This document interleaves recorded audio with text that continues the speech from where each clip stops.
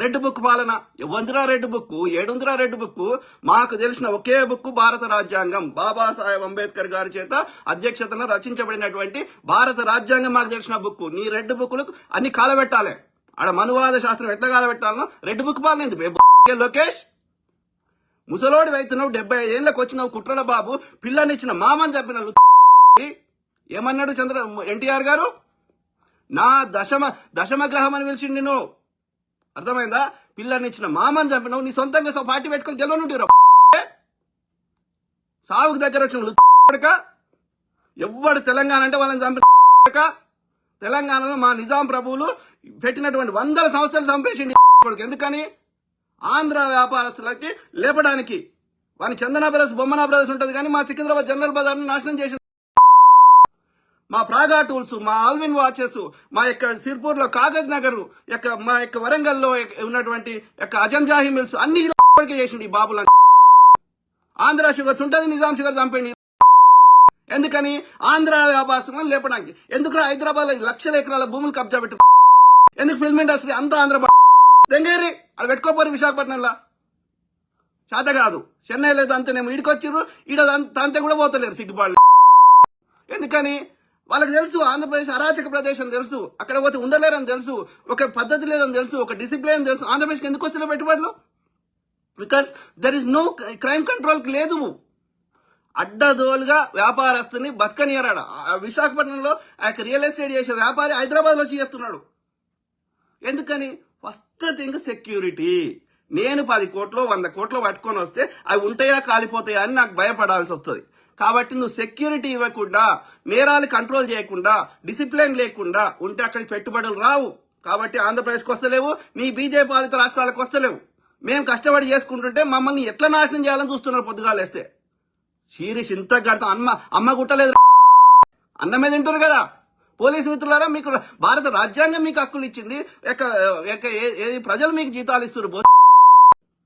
మీకు తిండి పెట్టినా, మీ పిల్లని పోషించినా ఎవడు చేస్తుర్రా? పవన్ కళ్యాణ్ గారు చేస్తలేడు, చంద్రబాబు నాయుడు గారు చేస్తలేడు.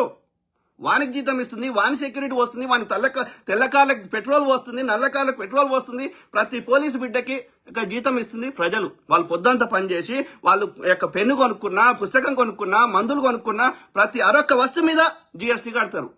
వస్తువులు గాని సేవలు గాని జిఎస్టీ కాకుండా ఇల్లు కొనుక్కున్నా, భూమి కొనుక్కున్నా, పెట్రోల్ పోయించుకున్నా, మందు తాగినా, సినిమా చూసినా ఈ పైసలన్నీ మీరు ఈ పోలీసులకు రక్షణ కోసం పెట్టిరు. వాళ్ళ మీద ఎవడన్నా చంపేస్తే, వాళ్ళ ఆస్తులను ధ్వంసం చేస్తే కాపాడమని పెట్టిరు. కానీ మీరు చేసే దోపిడిని, మీ ఆధిపత్యాన్ని ప్రశ్నించే వారిని ఇబ్బంది పెట్టడానికి వాళ్ళ ట్యాక్సీలు కడతలేరు ప్రజలు. ఒక్క విషయం మీద అవగాహన ఉందారా నీకు పవన్ కళ్యాణ్? ఒక్క టాపిక్ మీద 5 నిమిషాలు మాట్లాడరా ఊగకుండా? ఎథిక్స్ మోరల్స్ లేవా? మళ్ళీ సనాతనం మాట్లాడతాడు. సనాతనలు ఏం మాట్లాడిండు? రాముడు అంటాడు జై శ్రీరామ్. జై శ్రీరామ్ అనగుడు. రాముడు ఎట్లా బతికిండు, ఆయన ఏం చేసిండు, అది నువ్వు పాటించి చూపెట్టు. రాముడు ఒక మల్ల పెళ్లి చేసుకోలే. ఎవడో రావణాసురంతో 2 పిల్లలు కన్నావంటే అప్పుడు కుల ప్రతిష్ట కోసం పిల్లాన్ని వదిలేసి వచ్చిండు. అర్థమైందా? నా పిల్ల 3వ భార్య క్రిస్టియను, నేను బాప్టిజం తీసుకున్నా అని చెప్పలే రాముడు. వీళ్ళకి సనాతనం అంటే తెలియదు. అసలు మతం ఎందుకు వస్తుందిరా గడికోసారి? ఎవ్వని బిలీవ్ సిస్టమ్ వాడు. దానివల్ల నాకు 5 పైసలు నష్టం జరుగుతలేదు. వాడు ఎవరిని మొక్కితే నాకు వచ్చే నష్టం ఏంది? ఎవరిని జరుగుతుంది నష్టము? ఒకటి మతం మారితే ఈ మతం పేరు మీద బతకడానికి నష్టం జరుగుతుంది. ఎవడు బతుకుతుంది మతం పేరు మీద? వాడి గుళ్ళె పైసలు అయితే ఎవరికి వస్తున్నాయి? బాపన తప్ప ఎవరికి వస్తలేవు. అంటే ఈ బాపన పని చేయకుండా ఒక కర్షకుడు పొద్దుగాలేస్తే వ్యవసాయం చేస్తాడు, కష్టపడతాడు. ఒక కార్మికుడు, ఒక లేబరు పొద్దుగాలేస్తే కష్టపడతాడు.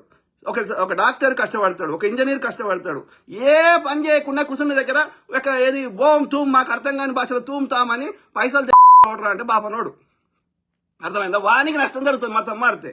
కాబట్టి వాడు డైరెక్ట్ రాకుండా ఇట్లాంటి పెట్టి, పవన్ కళ్యాణ్ లాంటి పెట్టి వాడు పొద్దుగా లేస్తే ఈ చెత్త. ఇట్లా ప్రతి మతంలో ఉన్నారు చెత్తగాళ్ళు.